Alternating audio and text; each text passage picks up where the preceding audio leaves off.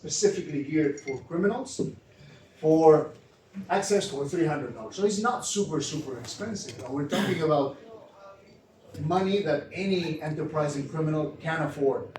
So they just go there, answer the guy, hey, I would like, yeah, awesome. Here's the 300. Normally they pay in cryptocurrency, and then they have access, and they start attacking. Interesting ones, for instance, is the deep fake. There's a program that just creates deepfakes. So you put a picture on somebody, and you can put somebody's picture on your own likeness, and you start scanning or doing interesting things with that. And what worries me is things like deep nude. So it takes a picture, normally it's of a lady, or more dangerous, of a girl. This is something that anybody can afford. So we're talking 150 going down to 80. So any high school boy would be able to start nudifying. So taking a picture of one of the girls at school, and then creating the whole, making up the same person, but without clothes. And you can even choose, how large the breast can be. It's craziness, because for me that worries me, not only because I have a daughter, because I understand how teenagers are, and that can be crippling for teenagers, and that's in the hands of just any idiot that happens to have Telegram on their phones. So this is very accessible, very cheap. These are just examples, but you can find malware, all sorts of malware, to create a botnet, to establish a ransomware network, anything you like. Very easy. This is another one.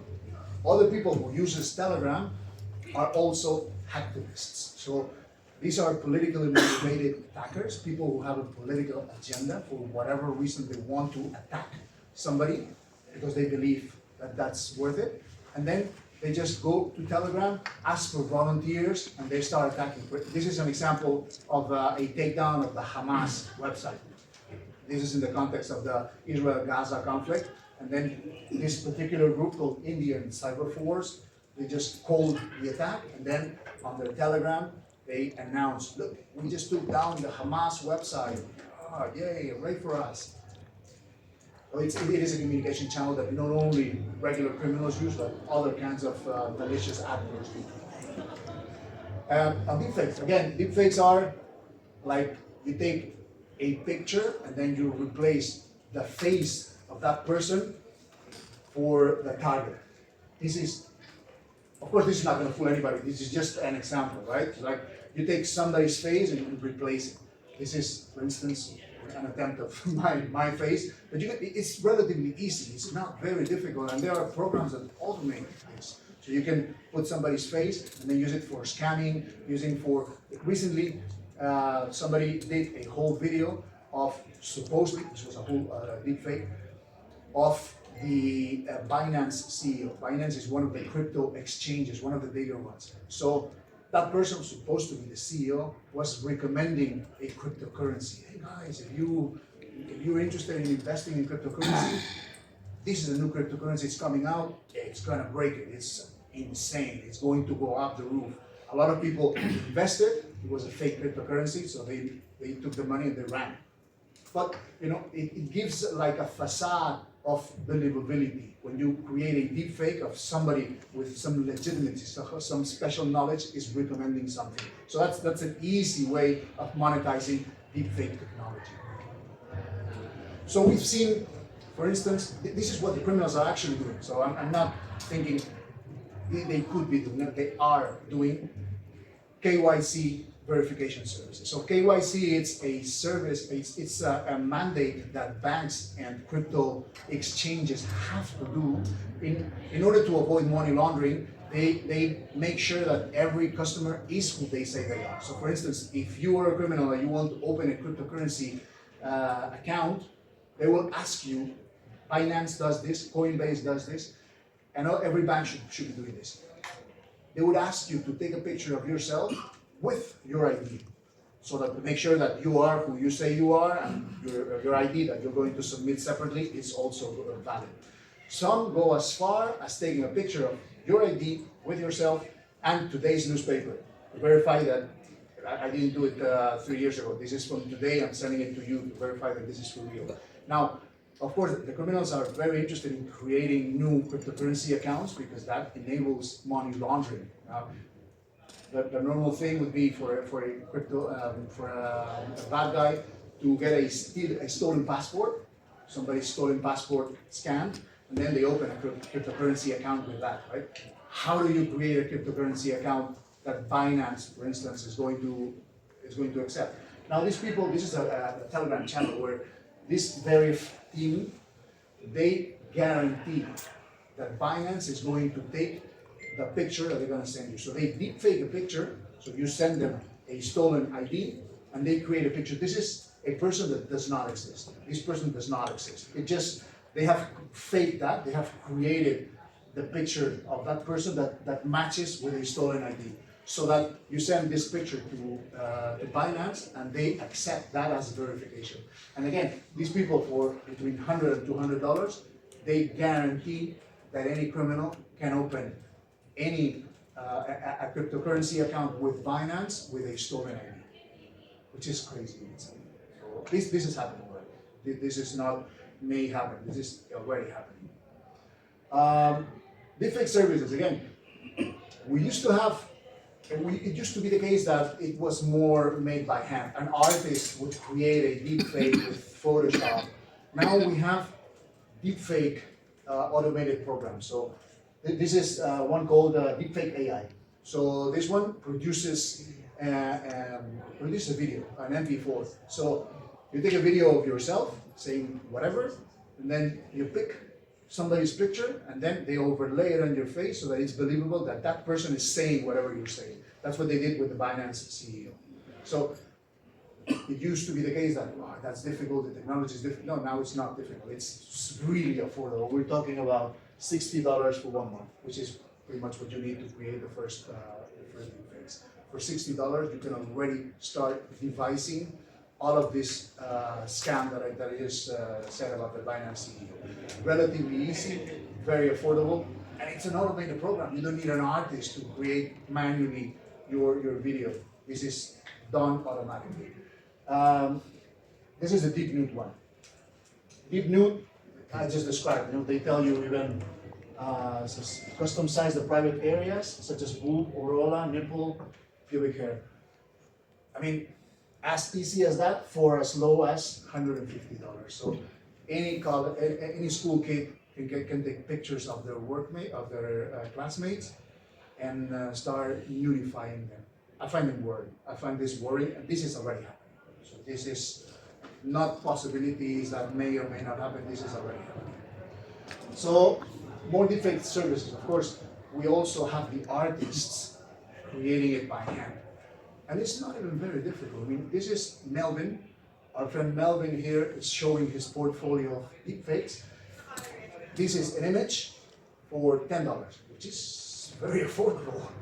We contacted Melvin and asked how much would it be for a video if he does that. And he said, yes, of course he does, $400 per minute. You don't need a minute of video. I mean, realistically, if you want to scam somebody with 30 seconds, would be more than enough to tell how your scam works. And then you are all of a sudden Elon Musk saying, what a great product, invest here, right? For $200, you already have a fully working scam. Very, very easy. This is his best work. So this is what our friend Melvin tells us that he can produce. So I'm assuming that this is the $400 per minute kind of quality.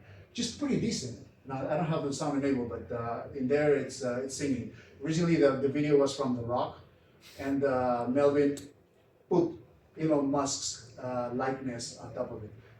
Very believable. I mean, it's not like the face is off and you see strange stuff. This is pretty believable.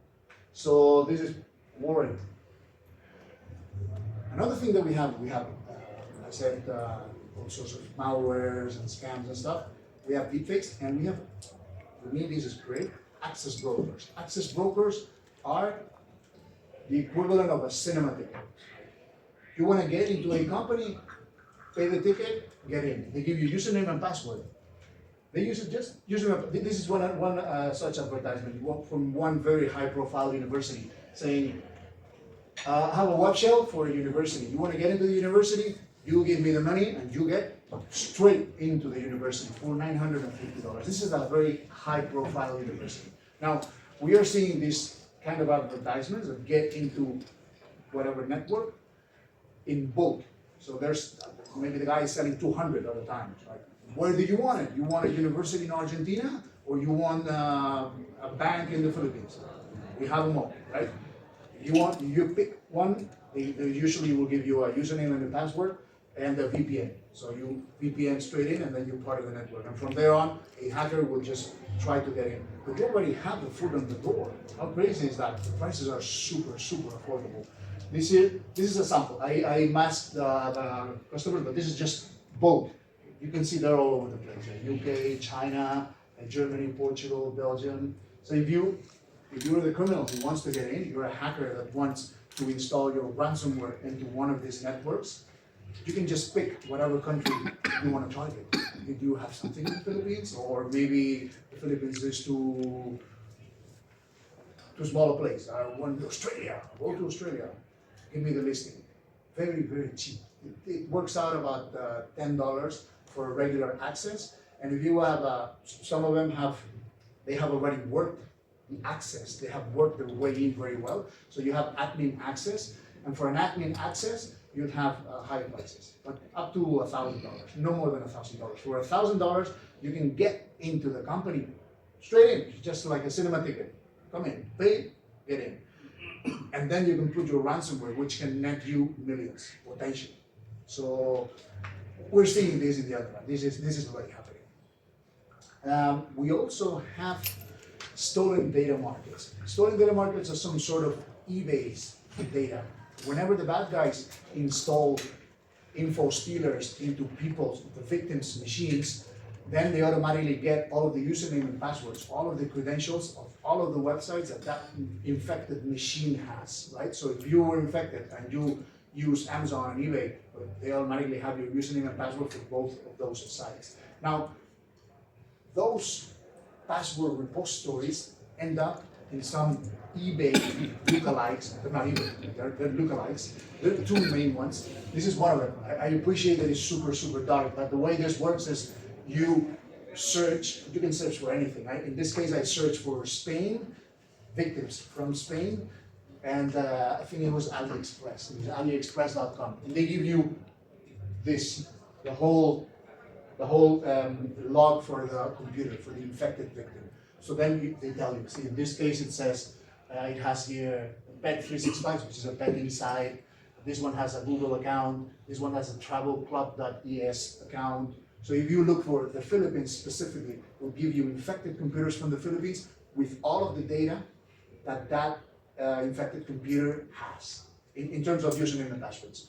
The prices were here. I don't know if this one says price, but the prices were about $5 each. So if you pick your targets well, if you just want a random Amazon account, you can't do much. You're not going to be able to realistically order anything. It's going to be difficult to monetize.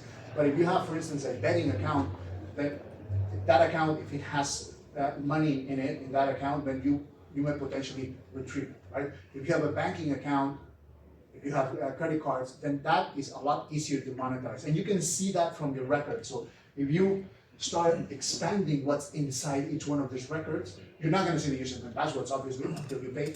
But you're going to be able to see what banking sites that particular browser that has been infected had memorized. So you can see credit cards, not the full credit card. You have the fact that there is a credit card memorized. You can see banks. You can see anything. So this is just eBay lookalikes for stolen data. There's one major site, which is this one, and then the other one, very, very similar. The interface is a little different. I chose this particular example. This is Vietnam and Museum. I don't know what Museum was. And lots. You can see IMDb, Babbel, which is a language learning site. You have Google, you have Bing, MSN, passwords for all of those. So if you're an enterprise and criminal and you want the easy way, then you can just go through all of these. By the way, they have offers. So they usually go between 5 and 10, but they usually go on sale. So maybe they do five for 2 each. It happens. You pick your targets and you try to monetize them the best you can. There's cryptocurrency accounts. The cryptocurrency account, if you get into that particular cryptocurrency account, the cryptocurrency is like cash out, and it's untraceable. The victim can't do anything. You just lost the money. So if you're a bad guy, you see one of these records that has a cryptocurrency account, a credit card, or a banking website access, you're probably getting in pretty quickly.